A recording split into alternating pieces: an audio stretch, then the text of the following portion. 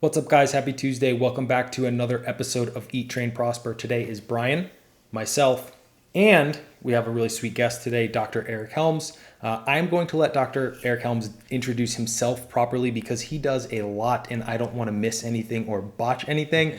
So we're going to let him give himself a brief introduction and then we're going to get into our topic for today. We're going to be pretty much talking about different considerations around autoregulation for the advanced trainee, which I'm sure Bryan and myself are very excited about because we get to have conversations that apply to us. So, Dr. Helms, can you please introduce yourself for everyone? Absolutely. Yeah. Thanks for having me on. It's going to be a lot of fun. I think the reasonably short version is that I am someone who fell in love with lifting weights and has made that basically every aspect of my life. So, skipping to the present times, I am a research fellow in both the strength conditioning and sports physiology and nutrition streams here at the Sports Performance Research Institute in New Zealand at AUT, where I do research specifically focusing on strength and physique sport. Outside of academics, I'm active as, I guess you could say, a physique and sports science communicator. So I'm a reviewer and one of the founders of Monthly Applications in Strength Sports with Dr. Trexler, Dr. Zerdos, and Greg Knuckles. I write some books about pyramids, so it's a great pyramid scheme that you should buy on training and nutrition. And I'm also kind of home base for me is 3dmusclejourney.com, where we provide sustainable support to drug-free lifters. So essentially looking at people's careers and also enhancing performance, primarily focusing on natural bodybuilding, but also some strength sport as well. And then I also am a mediocre athlete, which is probably why I've spent so much time trying to figure out the science of it, because I can't just lift and be good. So yeah, I compete in natural bodybuilding and also strength sport. That's pretty much it. One of the things I really appreciate about kind of following Eric and his journey is that he, much like Aaron and I, does a lot of the things that we did through CrossFit. Like, we did some powerlifting, we did all the big lifts, we did all the Olympic lifting, and Eric competed in an Olympic lifting competition too. And then, of course, he's into the hypertrophies. So that's where we stand currently. We're into winning all of these hypertrophies, and Eric is a good guy for us to talk to and help us kind of optimize this journey. So let me kick it back over to Aaron, and you can kind of talk about. You want to talk about your week real quick, just kind of what's going on with you? Yeah, real quick. I officially ended my diet today, which I am super excited about because now I get to go through my favorite, nutrition periodization period, which is that reverse diet where you get a little bit leaner as you appear leaner as you fill out. You get more carbohydrate, you're eating more food, you have more energy, you don't get dizzy when you get off the hack squat and stuff like that. So I am super, super excited about that. And one thing, this is like a side note that just hit me today. So I'm in Utah, Salt Lake City, Utah. It's very, very hot, but it's very, very dry. And I had been, since I got here, it's been 100 degrees. And I'd been like, man, I'm really not like sweating much at the gym and stuff. It's like kind of crazy. And I thought it was like the humidity and stuff, because there's not much humidity. It was a metabolic adaptation because I've been dieting for so long. So my calories did actually start going up last week. And then today was another increase and I was pissing sweat at the gym today. And I was like, oh boy, this is what it's going to turn into. Like over the next handful of weeks, I'm just going to turn into a sweaty mess like I generally am when I'm at the gym. So that was a little bit of a subjective anecdote that I picked up from that, but not too much new with me. What's up with you, Bryan? Oh man, I am still in the heart of my diet, right around 187 pounds, 13, 14 pounds down now. And everything's going well. No problems there. The biggest problem in my life is that the Russians have taken over my Instagram account. And now I lost what was 16,000 followers potentially and have 2,000 at my new account. So come follow me at my new account. Help me grow back. Putting out good information as best I can. And yeah, hopefully we'll get that thing back from them and all will be right in the world again. And I'll pass it over to Eric. Anything going on in your last week? Yeah, I'm selling sunglasses on Facebook. No, I'm just kidding. My account has not been hacked. Yeah, just cool stuff's going on at the moment for me over at AUT. I have a handful of PhD students, and they're awesome folks. That's probably the best part of my job at AUT, and pretty much all I do is getting to mentor others down this research path, and they're in the meat of it. So I've got a shout out to Kidder Kwan, who is looking at weight cutting strategies in powerlifters. Shout out to Colby Sousa, who is looking at power day configurations to enhance and recover from a prior high volume day to see how it affects the subsequent strength day. I've got master student Andrew King, who is looking at different pre-workout shakes effects on volume performance. And I've got Ivan Jukic, who is looking at the effects, or soon to be looking at the effects of different types of feedback on performance. So lots of cool stuff going on, and just exciting to see knowledge being attained and added to the blogosphere of the world. So yeah. That's awesome. I think if I was a researcher, PhD like yourself, I would probably enjoy the process of mentoring and coaching the younger people as well through that. It's cool. Absolutely. It's something that I think I started enjoying as a coach, and then it's kind of a unique experience to help someone get coached, if you will, through their academic journey. For sure. Very cool. Well, let's jump into the first question today. So the first thing I wanted to talk about was kind of the journey of volume throughout training age. And it was actually quite fortuitous because I stumbled into the middle of an Instagram live that you were doing a few days ago. And you guys were kind of talking about this, and it kind of helped clarify the way I wanted to ask this question or what I wanted to ask. So that was really cool. But on that IG live, you mentioned that an advanced lifter should be looking for the least amount of volume that they can do to still see measurable progress. I really resonate with this idea personally, and have I decreased my own training volume by probably 30 or 40% gradually over the last year. You also mentioned that you like to start most people at somewhere around 10 sets per muscle group, which I think is a little bit lower than I've heard you reference in the past. I may be wrong on that. You said that some will need more, some will need less than 10 sets. How does this generally play out in practice? How many tend to need less versus more, and why? And what individual factors might contribute to that? Great question. Yeah. I think if I recall correctly to that IG Live, the context around 10 sets was if I don't have background information on the person, and we're starting with a blank slate. Like if you were to look at my books, I generally advise 10 to 20 sets.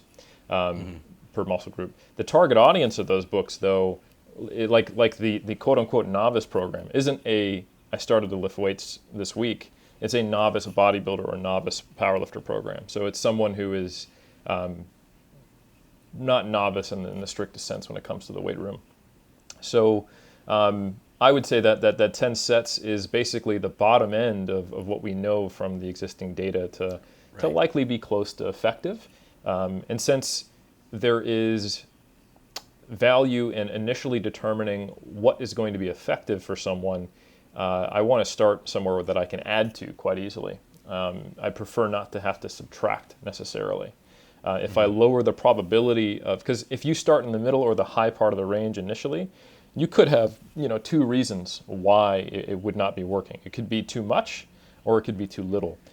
Starting at the bottom end of the range, an important thing to know about the data we have, like 10 plus sets is the fastest rate of gains, but in a novice, 3 sets on average will probably make someone grow as well.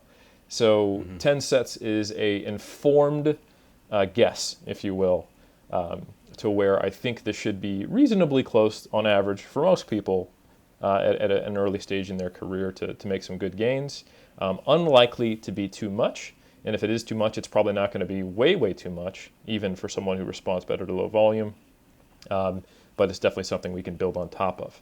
So that's kind of how I view that. And just to reiterate, if I've got prior data on the individual, I'm not going to just be citing a meta-analysis to choose their volume. I'm going to be using that. Yeah, so what individual factors do you see that from a starting point where, so we have an advanced athlete, right? And their goal is hypertrophy. And so I guess somewhere between 10 and 20 based on historical data, you would start them at this point. And then what would be some of the things that you would be looking for that would be signs to you of good reasons that one might, potentially be someone that responds better to lower volumes or someone that responds better to higher volumes? Yeah, so the primary factors I pay attention to are, one, performance. Over the time scale, I think is appropriate for how advanced they are. Like what type of increases in performance can I expect over what time frame? So if they're truly advanced, I normally define that by needing a mesocycle at least before we start to see some small improvements in performance, adding a rep here or there, adding 2.5 kilos or 5 pounds to the bar with a similar rep range in RPE, that type of thing. And then for the advanced lifter, and this kind of goes back to the preamble you had, Bryan, of I like to use the least amount of volume that still produces progress. I find that is very similar rates of progress to doing what might be theoretically optimal. Like there's only so much you can squeeze out of an advanced lifter in any given time frame. And a lot of the times, advanced lifters spend plateaued scratching their head or looking back over training data when they're busting their ass and going, well, I didn't really make much progress, but I sure felt like I was working hard. So the value in that, it's not a philosophy that extends across all training ages. I think that's important for listeners to understand. But it does really make sense for high-level athletes where any progress means you're doing something right. So if you can get the combined benefit of greater diagnostic clarity with less moving parts, less fatigue, but it'll still be fatiguing because it has to be overloading to produce that progress in an advanced lifter, then that I think is the kind of the best place to be. So I'd rather than overshoot on volume in an advanced lifter because it's easier to add from there. Other things that typically I will track is basically fatigue levels. How quickly do they accumulate? How often are we going to need deloads?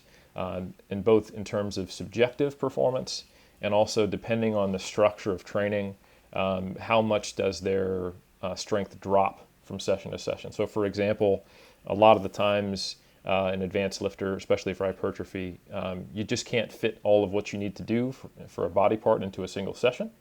Unless you're taking a very high effort, high intensity approach, a la kind of Dorian Yates-esque or something like that, which can work, but typically isn't my default. So like if you did a bunch of upper body training on Monday and we come back in on Wednesday and Thursday, do I see a drop in performance when we're using a quote unquote low volume approach? Okay, that's probably someone who won't need a very high volume approach. They typically experience a lot of damage. There's a long arc of their fatigue curve, right? So we might leverage other variables. However, someone else who has gravitated towards higher frequency programs, doesn't experience a lot of DOMs, even with moderate volumes, moderate frequencies, they're probably someone, in my experience, who might benefit from turning that dial up a bit more. Cool. Yeah, I definitely want to touch on the issue in a little bit about the damage from different movements, like a lengthened movement versus like a shortened overload movement and stuff like that. But before we get there, for the first 2 decades of my training, and I've been training probably 25 years now, I used to just sit down and stand up to squat. Whatever muscles contribute, it was all good. It was about driving performance, right? But in the last 5 years, I've learned to squat in a different manner. I now purposefully try to accumulate this ripping tension throughout a 4 to 5 second eccentric. The knees drive forward, the torso stays vertical. There's a pause at max knee flexion, followed by a targeted concentric with minimal hip flexion, and the quads absorb way more stimulus, right? So this type of approach is replicated across all movements, across all muscle groups. So all of this essentially to ask, how much potential impact might this have on total training volume over a training age, taking into account things like increased accuracy, increased quality of movement or intent, as some people say, being able to go deeper into creating tension in a specific muscle versus just moving weight from point A to point B. And all of this, of course, is an ever-evolving process. Sure. I think there's, I'm going to play devil's advocate to myself here in this. So I think it is very important to ensure, if you're training specifically for hypertrophy, that you are actually engaging tension in the muscles that you're trying to train. However, I think this can be achieved without some of the more stereotypical approaches, mindsets, or things that some bodybuilders say on certain compound movements. So, for example, if you were to do a 2-second eccentric, Bryan, and if you were to maybe not focus subjectively on creating that tension like you talked about, But biomechanically, if there was very little deviation in your form, and you squatted to depth, and you were just focusing on moving the weight from point A to point B, magic doesn't move it from point A to point B, your muscles do. So I think if you had a heavy enough load and you were going to close proximity to failure, and when you achieved that close proximity to failure, you weren't shifting form, which is the most common thing that happens, is that you see that forward knee travel, you're good, you get close to failure, and then you start to see the forward knee travel, butt shift back, good morning, then knees come back forward, the old little good morning scoop back under. That is probably going to be a little different than if you had maintained that consistent position. As you are shifting the ability to get from point A to point B using the hip extensors more than the knee extensors at certain time points. So I think for compound free weight movements, specifically that have more degrees of freedom in how you can move, I think it is important, if you're thinking about them purely from a hypertrophy standpoint, to have very consistent movement patterns. I think that's hard, though, and I think there's multiple ways around it. One is to not train as close to failure on your compound free weight movements, which is viable, and then training closer to failure on movements where they have less degrees of freedom, something like a hack squat, where your butt can't go back, or you take it even a step further, a leg extension. If you can figure out how to extend your knee without training your quads, you are a magician, sir. So I think in general, your point is very important, and that you need to make sure that what you're doing is targeting the specific muscle group, but that doesn't create a one-size-fits-all philosophy for all movements where it's like, look, man, if you're just squatting point A to point B, those quads aren't getting trained. In my mind, I'm like, it's very difficult to squat and not train your quads, So, yeah. Interesting. Aaron, do you have any thoughts on this? Anything you wanted to add? I mean, it's definitely purely anecdotal, and I know, Bryan, you and I will agree with this, but I mean, we were those guys who squatted heavy all the time, and our legs grew, right? It's not like we didn't have legs, but I mean, I stopped squatting like I used to and started using like the hack squat and, did like very slow like lunges and things like that. And like, I mean, my legs are literally the biggest they've ever been in my entire life. And I squat the least amount of weight. I just have like more intention into it. And I think, what Eric said about that is when you are squatting to failure, what do those last couple of reps look like? Mine looked like that. My knees would shift back. I would shift into a more back leveraged position because like my back was strong, my hips were strong, and my quads were weak. That's why everything was like overpowered. So I think I agree. But there are those people who can squat with textbook form, and in their, one RIR is still textbook. Their knees are forward. They're in that upright torso.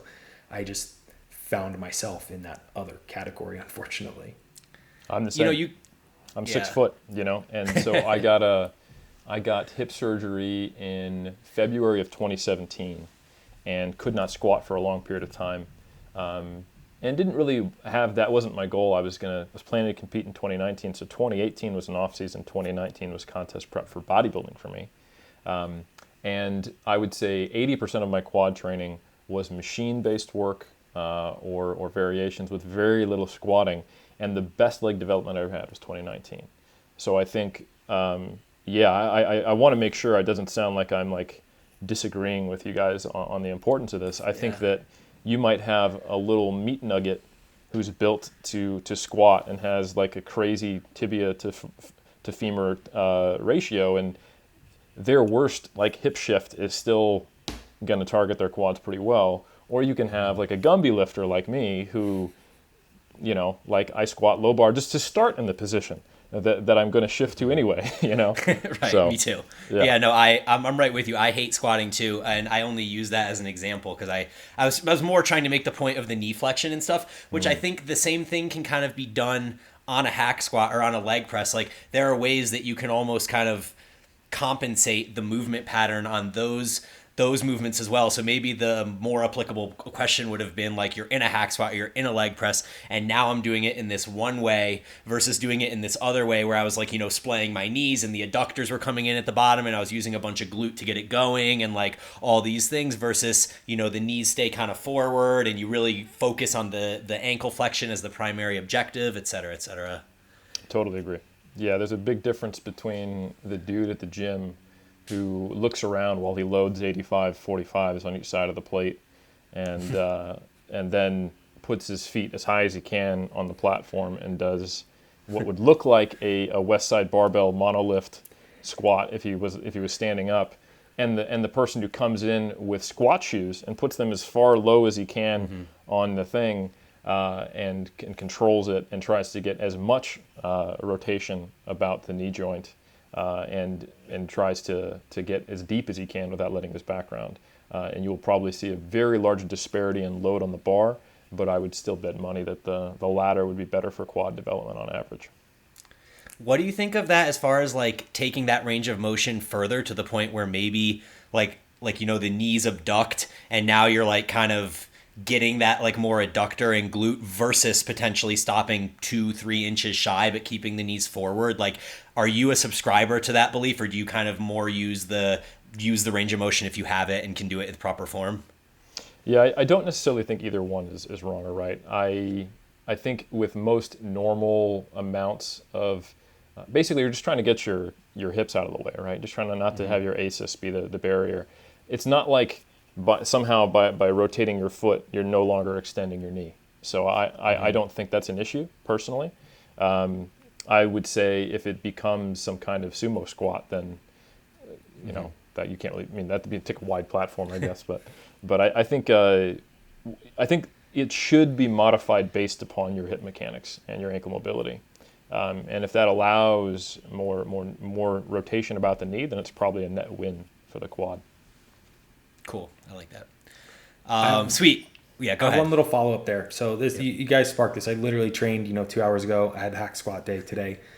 The hack squat at the gym I'm at, right, is not the most like mechanically advantageous with the angles. So it is hard to get in a very, very like aggressive ankle dorsiflexion, like knees out position with going like under parallel, because it's kind of like tilted back, and then once I get past parallel, my knees actually shift back and I get that extra range of motion from my hips. So I have taken the thought that I'm just going to stop at about parallel, where I'm at full, maximum knee flexion, and then I, reverse, and that is my range of motion. So my question I want to pose over to you is like, do you think with movements or maybe some machinery that isn't, the most, mechanically or biomechanically advantageous, it would be better to go a complete full range of motion and get the extra range of motion at my hip? Or do you think it might be more advantageous, like I've been doing, stopping it around parallel where I can keep the most maximum amount of tension on my quads with that angle and perform the movement that way? I would guess you're probably getting a similar amount of quad stimulation either way, and you're probably getting some work on your glutes. I think it just depends on what you're trying to accomplish. If you're really trying to use the hack squat as like really just emphasizing knee extension, then I think there's absolutely nothing wrong with the former, But I think we can definitely take trying to isolate muscle groups and target them too far and forget that our body just doesn't work that way necessarily. And I think so long as we can, I think probably a better term is like, instead of isolation, like biasing it, So I'd say if you feel in control and you can get a repeatable movement pattern, probably either way is fine from a quads perspective. Cool. Sweet. So I want to switch gears a little bit and discuss partial range of motion training, specifically its application for movements that are overloaded in the short position. Some typical examples being like a leg extension, a push down, crossovers, and pretty much all vertical and horizontal pulls. All of these are examples of isolation movements except the pulls. What we see with pulls is that failure occurs because the athlete literally can't make the last 2 inches of the rep. So I kind of struggle with this idea of leaving all of that lengthened and mid-range area, not untrained, but less trained, which kind of leads us to the recent study covered by Greg Nuckols in Mass, where they used leg extensions in different ranges of motion and discovered that the lengthened position was the most important in this study. So personally, I'm the most curious about your thoughts on the utility for back training, as is such a large muscle group, but also your thoughts in general on all this discussion around the length and position overload stuff. Yeah, it's an interesting topic, and I think it's almost unavoidable. That's not true. You can easily avoid it. You probably shouldn't. One should discuss how important proximity to failure is if they're going to be discussing trying to match the force curve of the movement, right? Because you're 100% right. If you do a set of cable rows and you stopped at the point when you can no longer maintain form and let's say make your palm touch your abdomen, you would probably be able to do another 3, 4, 5 reps where you got that close, another 2 reps where you were that close, and another few where you were like that, right? So literally like doubling your reps that you could get 2/3 at least of the range of motion. So I think a lot of people would look at that and be like, that's a problem, you know? And I don't know that it is necessarily. I think there have to be some assumptions to make that a problem. The assumptions need to be that something about that last portion of that range of motion is more effective or just as important than the rest. I don't know. It is the peak tension point, but it's also not the stretch position. You're not training it at a long muscle length in that position, right? So I think that's 6 of one, half dozen of the other. There's also going to be a hard truth that we have to face as machismo, masochist, go hard or go home culture, and that the more research we do on proximity to failure, the more we find out that it's okay to not be like 1 rep or 2 rep or 3 reps shy of failure, but even more when we start looking at some of the velocity-based training protocols and some recent research that I've been privy to that's coming out of, like say, Dr. Zardos's lab and a few other places. And it's almost now a question of, well, how far from failure can I be and still get an effect? So I think if you layer those two things together, if we understand that the peak tension point is not necessarily the point where the muscle is let's say the most challenging point in the force curve is not necessarily the point in the length relationship where peak tension is experienced and you're training at long muscle length, maybe not a huge deal. And if we also understand that you don't have to squeeze it out to failure to necessarily get those adaptations, it's a good question. I don't think there's anything wrong with necessarily going, right, I'm going to hit some additional reps and partials on top of that. But I'm of the opinion that we just need more data on that. It's an interesting one. But some of the research that would make you think that this was a really important aspect haven't really panned out. Like, if you think about it, if matching the force curve would consistently produce better hypertrophy, we would see things like bands and chains being effective for hypertrophy, because that typically matches the force curve. Just real briefly, if someone is wondering what the hell am I talking about, just think of a squat. The hardest position is when you're in the hole, right? If you got chains on the bar or bands, that's when you have the least band or chain tension. And then as you stand up and the squat gets easier, it's getting harder. So it's a more consistent level of effort and tension that you would be getting. Yet, I haven't seen any good data to suggest that's better.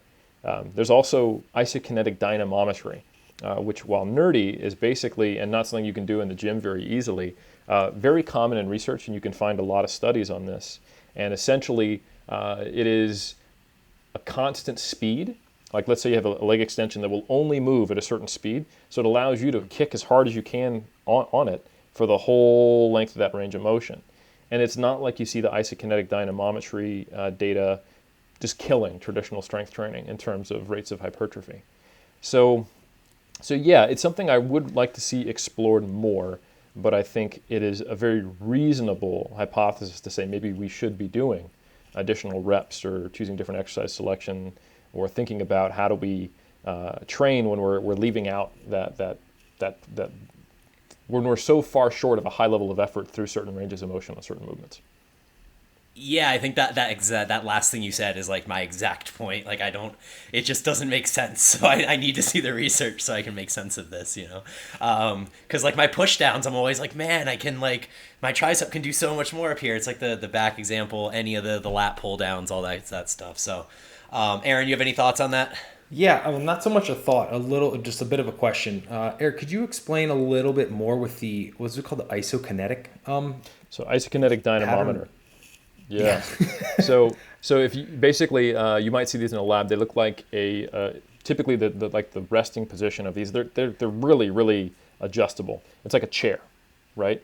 Mm-hmm. And then you have a computerized system where like you have most commonly like a single leg extension attachment, right? And you set it up so it's aligned with the person's joints, and then you allow a certain velocity of movement. And the machine starts when it senses pressure on a load cell into the pad. So you start kicking against it. You can kick against it with 10% of your effort, and it will move at that speed, right? If you kick it at 100%, it will move at the same speed. Now, if you went to a commercial gym and did a leg extension, if you loaded, let's say, 100 pounds, you only put 10% of your effort, it wouldn't move at all. And if you put, let's say, 100 pounds of effort into it, it would move very slowly, right? If you put 180 pounds of effort, it would move real fast, right? So traditional training is isoinertial, but not isokinetic. So isokinetic just means it moves at a fixed speed, which allows you to put forth max effort at all points in that range of motion without the speed changing, which means you can actually have the highest levels of tension in the muscle throughout every piece of that range of motion that's possible at that given joint angle. So the torque produced is going to be consistent as far as the movement is concerned compared to a movement where it was not isokinetic. So you're essentially matching the force curve or the tension curve, if you will. Maybe even the effort curve is probably the more accurate terminology there. Yet, we don't see like, oh man, these isokinetic dynamometers are just killing it. Another way to think of this is like flywheel training. I don't know if you guys have ever seen that stuff, but you can pull on it as hard as you can, and it's not going to fly because you're actually having to rotate the flywheel inside of it. And then, however much you give it, it pulls you back down on the eccentric. So it forces you to be in this constant state of high effort, or whatever effort you put forth. You can train a whole set at 50%. You can train a whole set at 100%. So it's flywheel training is interesting. But I think we do need to investigate this more to see if it matters or if it's kind of 6 of one, half dozen of the other. Cool. I just want to talk a little bit more about the kind of lengthened, shortened stuff. So obviously we know that the lengthened overloaded movements, such as like an RDL or an incline dumbbell curl or whatever, are going to be more damaging than a shortened version of a similar movement, like call it a weighted hip back extension versus like a cable preacher curl or something like that. So do you think about this when you're programming? Like, are there considerations you take in, okay, this person's dieting, we're going to stay away from doing as much overload in the lengthened position and maybe bias a little bit more in the short position? How do we make sense of this and how can we apply it? Yeah, good question. And I do think about it. So essentially, any movement where there is high load produced at long muscle lengths seems to induce more hypertrophy, but at least in the short term also seems to cause more muscle damage. The repeated bout effect will take care of a lot of that, but still in the same person with the same amount of repeated bout effect in, say, the hamstring curl versus, say, a RDL or a seated hamstring curl for that matter, where you're at a very lengthened position at full knee extension, you will probably see more damage when all else is equal. So longer recovery time for force production, longer time course and magnitude of experience delayed onset muscle soreness. So yeah, how do I play this out? Well, I do try to include those movements. A seated leg extension with the seat all the way back has been shown in the research to be more effective than one where you're in hip flexion, like seated normally. Likewise, seated hamstring curls versus lying hamstring curls seem to be a little more effective. So choosing movements that train muscles at a long muscle length is definitely something I try to do. But I also think about, all right, well, what's the next time I train this muscle group in this program? So I wouldn't want to do, let's say, RDLs the day before a deadlift, right? I wouldn't really have a huge problem if I was training, like, let's say I had a full body split with doing, a lying hamstring curl the day before I did a deadlift variation. If I had to. Like, I can't think of a lot of reasons why I would, unless I'm literally training hamstrings every day. Like, let's say it's a hamstring specialization cycle or something like that. But yeah, so that definitely comes into play. I think about time course of recovery and exercise selection, and essentially about distributing training stress within a microcycle in terms of those in those terms quite regularly. So you said that the seated leg curl where you're laid back is more effective than the one where you're in hip flexion. Leg extension. So if you leg are extension, okay, yeah. so got if it. you're Okay. laid back, so you're just lying down and then your knees bent, Yep. that's actually been researched and produces greater changes in hypertrophy for the quads than if you were in the standard position that you see in gyms in hip flexion. Yeah. So yeah, I for whatever reason I thought you had said leg curl, and is this Well, I true did say that? both. So Oh, okay, but for the in leg leg curl, the curl, seated leg curl produces more yes, hamstring hypertrophy than the lying leg curl, which I think a right. study But recently also, came out on. if you're in hip flexion on a seated leg curl, then don't you have the added benefit of the pre-stretch of the hamstrings before beginning versus being kind of seated back in a seated leg curl machine where the hamstrings are just kind of like, Well, we're talking does about the that make same thing sense? here. Basically, the Okay. hamstring is at a longer muscle length during the hamstring curl. So, like when you are in hip flexion in a seated leg curl, Yeah. you're stretching the hamstring because you're basically like if you were standing, you're bent over. It's like the bottom position of an RDL, right? Likewise, if you're in a leg extension and you're at the bottom position of an RDL, the rec fem, which crosses the hip, is going to be shortened. If you lie back, now the rec fem is lengthened when you do your leg extension. So certain heads of the quadricep and certain heads of the hamstring are going to be at a longer muscle length upon initiation of both movements when you are in a seated leg curl and a lying leg extension.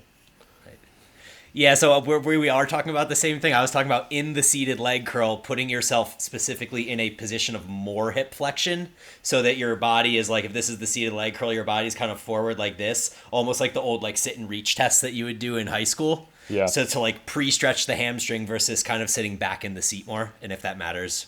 I think it's pre-stretched anyway, and most of the time people are just Okay. like rounding in their upper back when they do that anyway. Yeah. Okay. Like Gotcha. I can't even really round my lumbar that much. Like my lumbar doesn't move, probably from years of thinking of like, So, yeah. Okay, cool.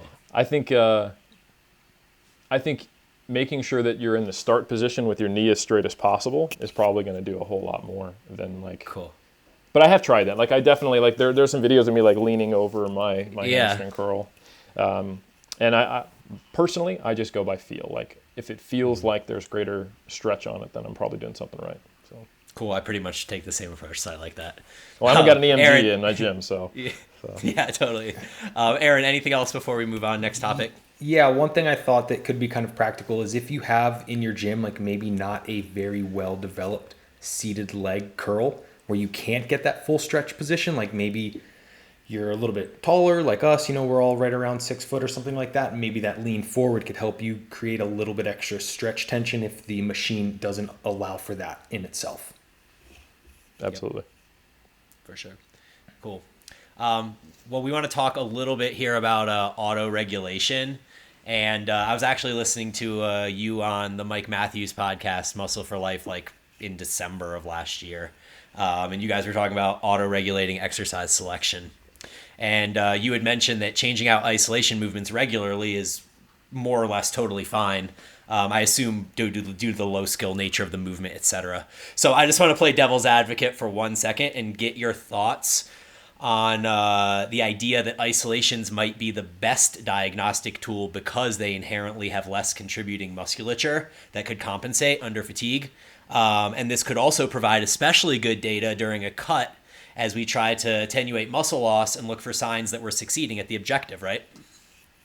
Yeah, I don't even see that as devil's advocate. I see it as almost I think my point with auto-regulating exercise selection was just to say, hey, the end point that we want is diagnostic clarity and an effective stimulus.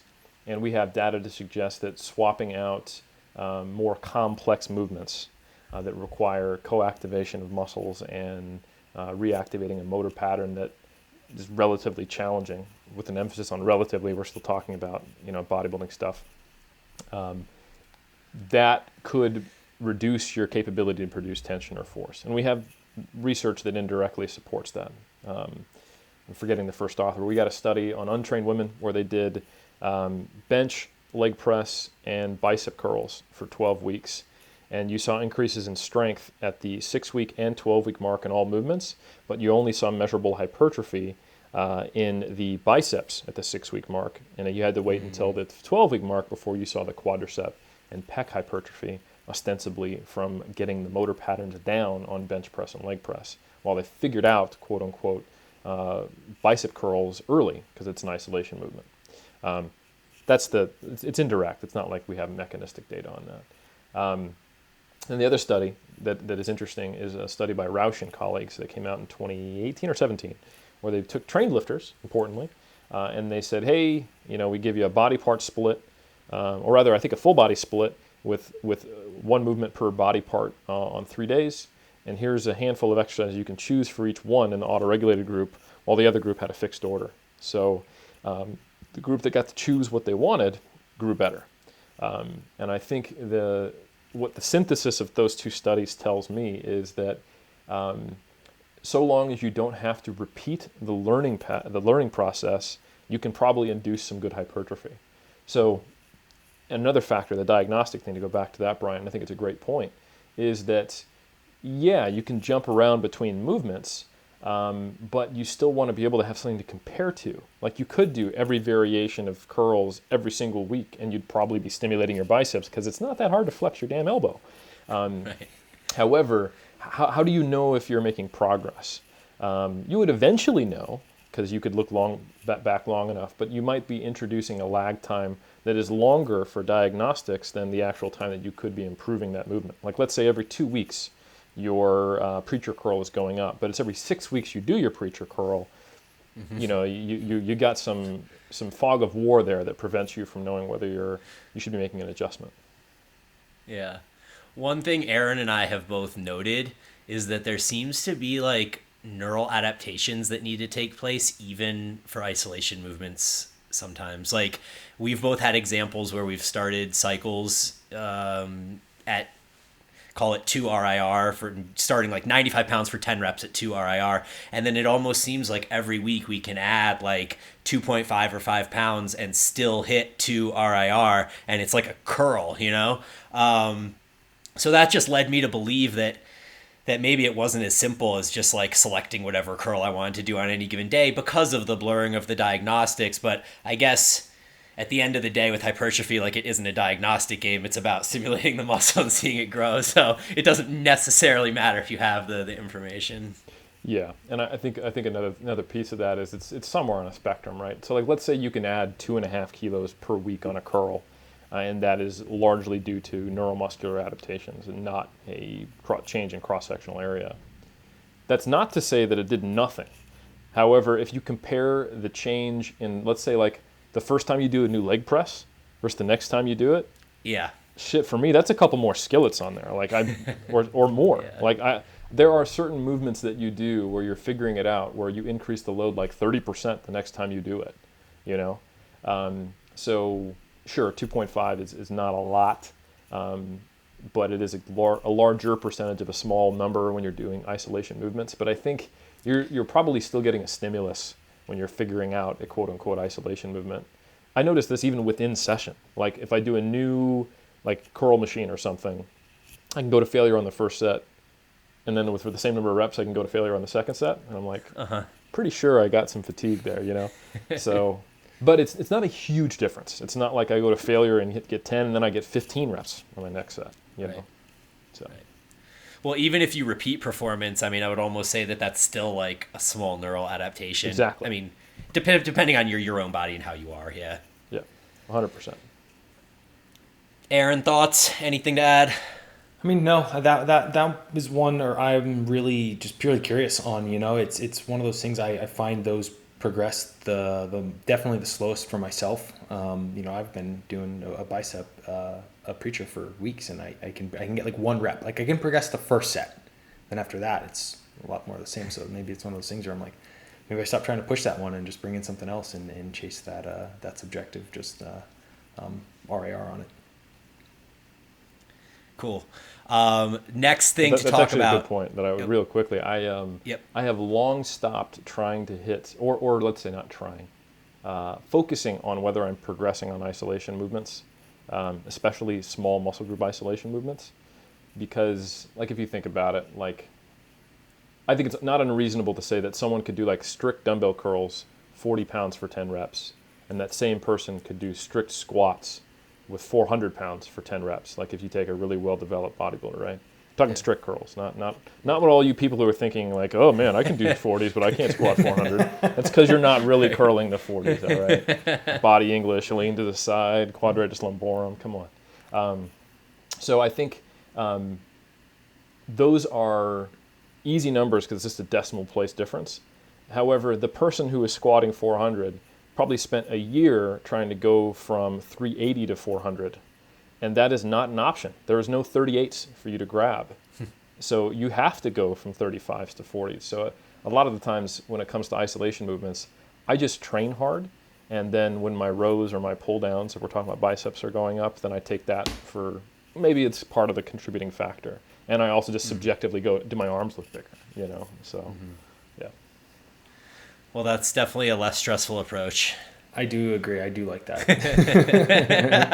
It's like I can have my compounds being like my meat and potatoes of what I care about, and then everything else is just like I'm just here for fun now. Yeah, exactly. Because a tool is not useful if it doesn't do what it's supposed to do. So I think isolation movements, going back to your devil's advocate, Brian, are great diagnostic tools to see if you're losing strength. I don't know if they're great diagnostics to see if you're gaining strength over the time frame that you might expect for the magnitude of change. So from a scientific perspective, it's only useful to worry about things that you can actually measure changes in. And I think that's where a lot of people, so I confuse people because like I'm obviously a nerdy dude who's super analytical, but then someone's like, don't worry about that shit. And they're like, what? I thought you wanted me to worry about everything. Like I'm assuming your spreadsheets have everything ticked. And I'm like, I don't trust your ability to rate this subjectively. I don't think this is changing. I don't want to track a whole bunch of noise because that's just taking away from your ability to actually focus on what matters, and it takes mental stress. So everything should be simplified to the point that it needs to be to reduce the signal to noise, increase the signal to noise ratio. And I think a lot of times people are just tracking all kinds of variables that they can't even really track realistically, and it's just and it's not even just a neutral outcome. It's a negative outcome because those are things they have to worry about. Yeah. Well, yeah, I mean, for like 15 of my 20 plus years training, I think I've pretty much only trained with compound movements. So like, at some level, just focus on the big things and good things happen. But I think that this also kind of plays a little bit into my next question, which is on maintenance volume, because I've been very intrigued by this, partially because like I've gone through periods of time throughout my life where I've trained with really low volumes and focused exclusively on compounds and things like that. And I never really feel like I lose that much. So maintenance volume studies seem to demonstrate that somewhere between a third and a ninth of the volume that it took to gain would be like a sufficient number to maintain. When I was coached by your buddy, Bryan, we worked together for about 6 months. I asked him this question about maintenance volume, and his response was that he thinks that these 1/3 to 1/9 numbers would probably work in the short term, but he wasn't as confident that they would work long term. And when I say long term, I'm thinking like, year and a half, 2 years, like consistently training at lower volumes. So the question is, do you think this is sustainable maintenance volume long term?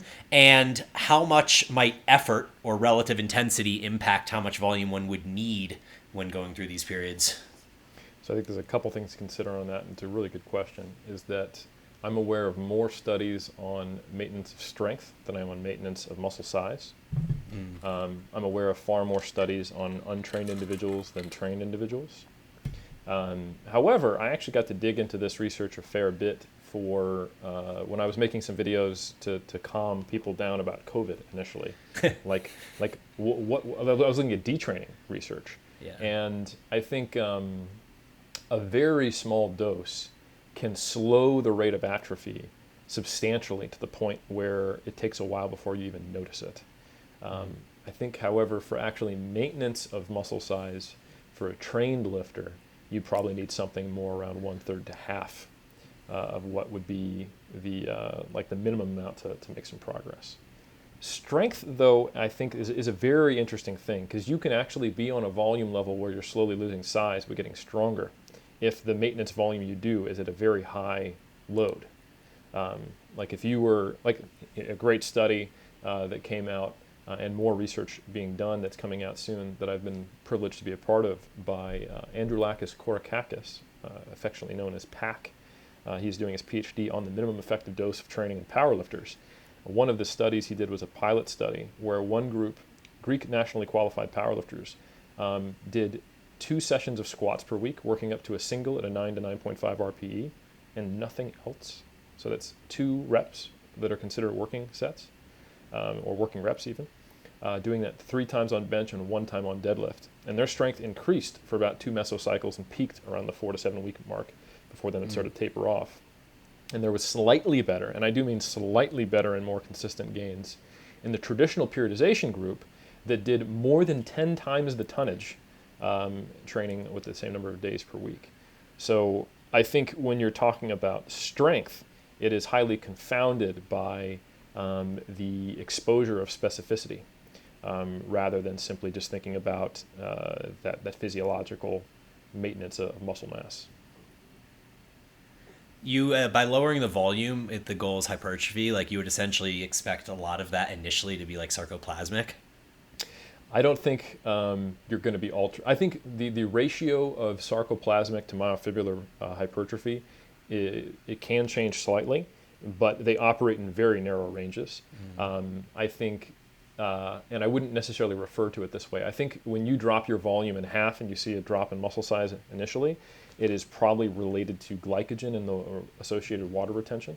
I would not necessarily call that a shift in sarcoplasm versus myofibrillar. I think it's an important distinction.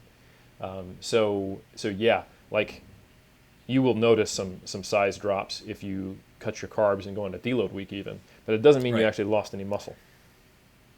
Yeah, interesting. But Aaron, any thoughts? Like if you don't peak well in a bodybuilding show, nobody goes, well, no, we're going to give you the win even though you're far smaller because you didn't actually lose any myofibrillar proteins. Like, no, that's not a thing. So a lot of us only care about what the appearance is anyway, so it's one of the same. That is, it's reassuring, you know what I mean? And because we all have that thing like where we take, a week off from the gym or whatever, and you and those fears kind of creep in, but we know that it's the muscle glycogen, right? And just the lower carb and being there, but those fears kind of run wild. So it is nice to hear that there's like the research that backs that up, and we know that it's just, again, subjective fears. Well, the thing I always do when people worry about that sort of thing is I refer them to that study that was the one group that trained 18 or 24 straight weeks, and the other group went 6 weeks on, 3 weeks off, 6 weeks on, 3 weeks off, 6 weeks on, and then at the end they all had the same results. So 3 weeks off didn't even really seem to matter as long as you started training again.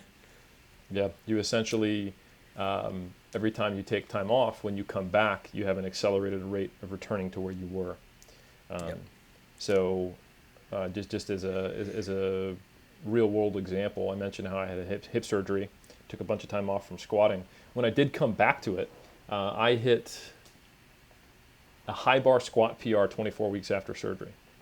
So, to get to the previous number that I'd hit before that of like 5 kilos less, I think I went, it was like 425 was my best high bar squat PR, and I hit a 441. It took me like my whole training career to get to 425. And then to get to not that I high bar squat super regularly, but then to get to 441 happened in 16 weeks. So like very quickly I got back to where I was. Yeah. And then I was training specifically with a high intensity, low volume approach and doing a movement that I had not regularly included, and lo and behold, hit a PR. So I think that's a great example of a number of the concepts we're talking about. I do have a follow-up question to that, and this is a personal question, being completely honest. So I've had this theory, right, purely theory, that I haven't really done any heavy back squatting in, probably over a year now, right? I think the max I've done is maybe like 275, and that's got to be 8-9 months ago. My all-time best, 425 high bar. I had this theory that if I just train like hypertrophy style like I am for a couple of years and actually add some size to my quads, I can then spend 4 to 6 months doing a strength cycle and in PR from that. And kind of what you said it's giving me hope that my, hope that isn't maybe purely just hope. It might have some like science to it.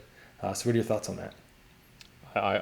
I think that is the fundamental underlying rationale that I think has the most salience for periodization for resistance training, is the concept of greater cross-sectional area, maybe not in the short term, but eventually long term to some degree will contribute to strength.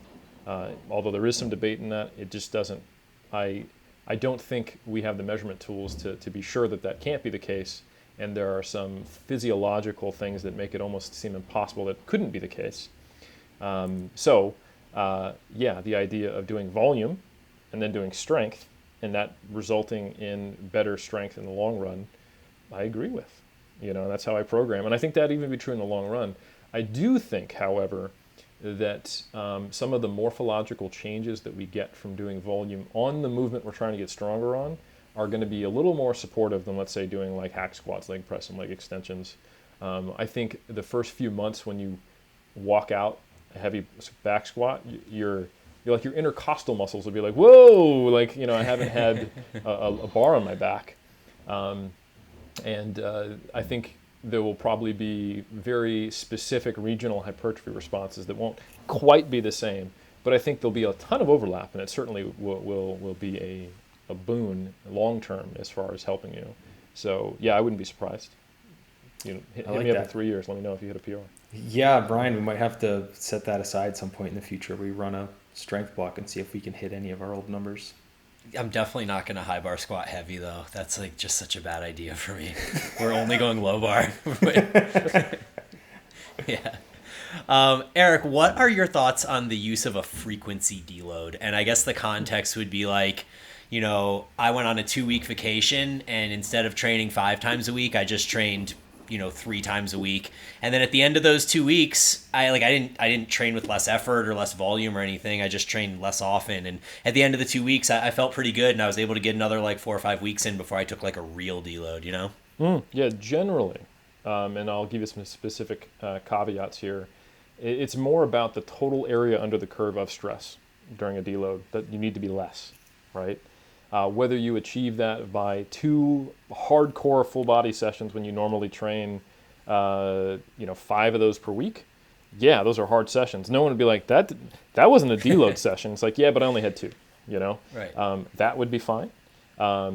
As would, for example, just taking a week off even. Right. The main principles of a deload are, I don't want to do so little that I detrain, but I want to make sure that I actually recover quite well. And the caveats now that are coming are sometimes you need to deload a specific aspect or variable, I should say, that has been the source of stress. So for example, if you are getting dinged up and you've been doing an intensity block in a powerlifting prep and you did your meet, you wouldn't go, well, I'm just going to work up the heavy singles the next week. You basically did that for your taper, and you're dinged up because of high load training ostensibly. So you don't really need to deload from the volume. You need to deload from the high loads, as an example. But if we're just talking straight up hypertrophy training, it's one way or another you're pushing higher volumes than you would for strength training. So you almost always need a break from the volume. Sometimes you might also need a break from the load. So that I often incorporate when I do like post-block assessments. I ask questions about joint pain. And sometimes my deloads will look different if that's present along with just overall fatigue. And it might be some BFR and no axial loading, just cut out a few movements, etc., type of things like that. That's interesting. Yeah, I like that because I kind of have 2 ways that I tend to deload as well. And the frequency is just a new one I've introduced. But I either like cut volume in half and do like 6 RIR on everything. And I feel like that just like flushes all the fatigue. But at the same time, it's so easy that I'm more tempted to just like take a week off. And then the other option is like I slice volume down to like a third, but use the same exact loads that I was. And I feel like I do feel physically recovered doing that, but I never come out of that week with like as much mental excitement about the next mesocycle because I'm like, I just hit the exact same loads that I'm going to have to hit the next week too, Can I ask you guys a question? Yep.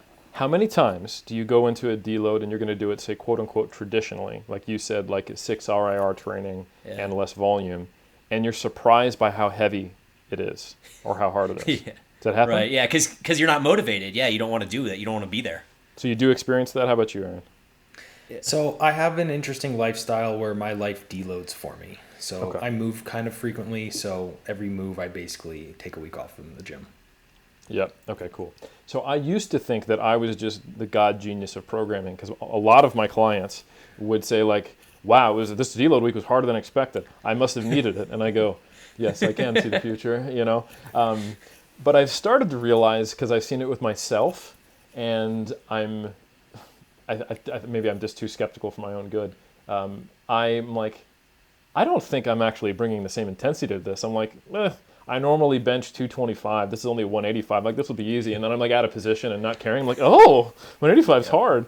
So I think a lot of the times there is a benefit to maintaining some intensity and maybe dropping volume even further unless you have some dings, which I think precludes that. So my typical personal deload that keeps me motivated, excited, and focused is I might even go for some PRs. Like I used to have my deload set up where I would just do one AMRAP on the movements, and then just dump anything that I had a joint pain thing with. So like for example, I'm 38, so I occasionally get elbow tendonitis. So I would just skip curls for the week, or maybe do BFR, and then just do an AMRAP on pull-ups and bench, one set. So you don't go into an AMRAP going, deload. Like you go into an AMRAP like, let's go. And I think that allows me to kind of get the best of both worlds. So yeah, and the only time I'd recommend against that, folks, is like when you've been pushing intensity proximate to failure and load. Right. Yeah, I definitely can resonate with the idea of getting out of position with a lightweight because you're just like taking it for granted. And so yeah, it's that whole idea of like I don't really want to be here anyway. So when I'm gonna take like an easy deload now, I think I just take 5 days off and it just kind of like solves everything and you're right back at it. Yep. I used to be a lot more dogmatic about the systems I'd create. Like I wrote it down on paper, so now we have to do it. Like why? Because I wrote it down. Like that's not a good reason. And I'd be like, all right, so you're gonna do you normally do 5x5 at 85%. We're going to do 2x5 at 75%. And the person's like, I don't, like, this is boring. There's no reason to do this, There's a number of ways around it. Like back when I was on the West Side train, I would replace my ME days with DE days. So then it would still be like high velocity training and I'd have like an intentional focus. Again, I don't train that way now, but I think the philosophy behind it's the same. It's finding a way to deload you from what has overloaded you, that is still motivating and keeps you in the right mental state. And I think if you need a mental and a physical deload, just take the week off. Like that's not a big deal, or do a frequency deload like you said. Just train like one full body session that week. That's sufficient to not lose anything. There's pretty much no wrong way to deload as long as you flush the fatigue. Exactly. And actually, you can only detrain so much in a week, right? So yeah, totally. Cool. Cool. So I have one more quick thing to discuss. You talked earlier about how you said that you could do the high intensity low set thing, and that's not your default, but like it works, and that's one way you could do it. So there's this idea that maybe you just take 25 to 30 effective reps per muscle group. And how you achieve those 25 to 30 effective reps across the week is sort of up to you. And maybe the results aren't super impacted whether you choose to do 15 sets to 3 RIR or do 5 sets to failure or something along those lines. So I know it's not your default, so I don't know exactly what I'm asking, but maybe just any thoughts you have on that. Sure. Effective reps, there probably is such a thing. Where they begin and where they end and when they start being effective and to what degree, I think is far less clear than anyone who is actually I don't think it's quantifiable for an individual on a specific movement. I think it's different for each one. Going hand in hand with the emerging data that suggests we can stop further away from failure, like according to strict effective rep theory, or it's the last 5 reps of a set to failure, there are some studies where there are 0 effective reps where people have grown. So, like if you do a set of 8 on squats with 70% of 1RM, for most people there were 0 effective reps. But that's a very common like training programming, approach to like say a powerlifting volume block, and that's ostensibly going to produce hypertrophy. So anyway, I think effective reps, useful concept, illustrates the importance of ensuring that effort is there. Where the reps begin to be effective and are not, I don't know.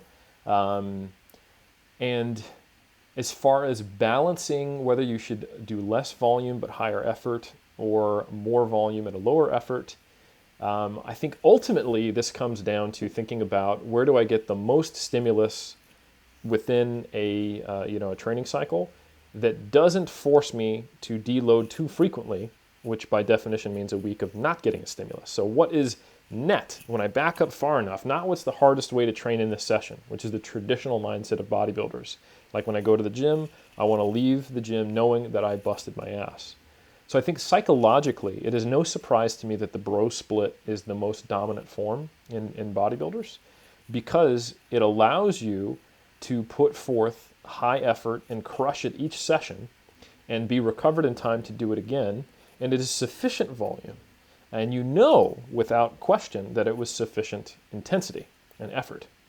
So that certainly can work, except for the people it doesn't work for. And this will work great if you have fantastic genetics and if you're taking about a pharmacy and a half worth of anabolic steroids. So the fact that almost every IFBB pro does it and it works doesn't surprise me. The fact that it is very mixed in the amateur natural bodybuilding ranks also doesn't surprise me, because I don't think that approach is the most effective for many people. The bro split worked for me when I first started, as it did for most people, because most things do work. But I found to keep progressing, some of the things that quote-unquote unlocked my next level of growth, I remember was when I tried a 6-day upper-lower split, where I had started biasing more upper body. It didn't change my leg development, but all of a sudden my upper body blew up. And I essentially realized that my upper body was just waiting for me to do more, and it is very difficult to keep a high quality of more when you're only training each muscle group once per week, or sometimes even twice per week. So I used to be a higher frequency advocate, because I thought, well, the amount of volume and intensity in a single session should be sufficient to produce a stimulus, but not so high that you can't train it then again frequently, because that'll give you the most net area under the curve of stimulus. However, I think how much one can do varies. There are some in-house meta-regressions that James Krieger has done that suggest, hey, maybe around 6 to 10 sets per muscle group, depending on proximity to failure, is where you might want to stop, because after that you get diminishing returns within a session. So then you start to think, all right, well, if from prior tracking of my data I need 15 sets per muscle group, that pretty much tells you need to train that muscle group 2 to 3 times per week, right? So I think frequency as a function of volume is where I'm at now, rather than high frequency as an independent positive effect. And the meta-analyses that have come out for both strength and hypertrophy are actually in support of that. When you look at volume-equated studies, the effect of frequency is typically non-significant and trivial to small at best. However, when you look at not volume-equated studies, higher frequency training is better. And that doesn't mean it's caused by the higher frequency, it's confounded by volume, but that's indirect support of the concept that if you want to do higher volume training, you eventually will probably need to increase your frequency per muscle group or per movement to facilitate the utility of that volume.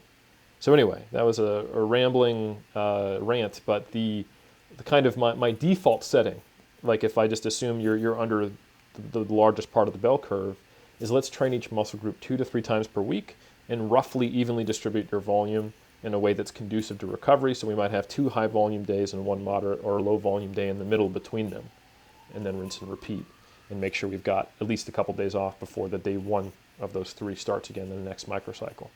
And that just makes sure that you're as fresh as possible. You're getting the best benefits of all of those. And then I also have to think about, all right, well, how close to failure am I going in each one of those sessions? Which exercises am I choosing? I'm going to train someone at long muscle length on which day or which not day, so that I can get a good stimulus but allow them to have a productive session each time. Mm-hmm. Cool. No, I like that. I think what I'm seeing, a lot of the people that are now like, maybe not all the bodybuilders, like IFBB bodybuilders for the most part, I do see the bro split, but I'm seeing a lot of people like, John Jewett and Luke Miller and Paul Carter, some of those guys, they're all in on this like push, pull, rest, legs, rest split. So each thing's getting hit like every 5 days, and they're a little bit more on the like higher intensity side of things versus the volume side of things. So it's just interesting kind of looking at the way that that's split up, because I also agree with you that I don't really like training a muscle group once a week. Like I feel like there's 4 days where it's just completely recovered and then nothing's happening. But I guess there might still be utility in doing a higher intensity approach, but still making sure that you're hitting frequency when your muscle is recovered versus waiting a week for no reason just because it's on the schedule for a week. Yeah. I would also put forth it's actually almost impossible to train a muscle group once per week unless you're literally just training once per week. Like people think people think with a bro split that they're training each muscle group once per week. But like here's one. Does deadlifts go on back day or leg day? I think it's always a hip hinge. It's a hip hinge. Right.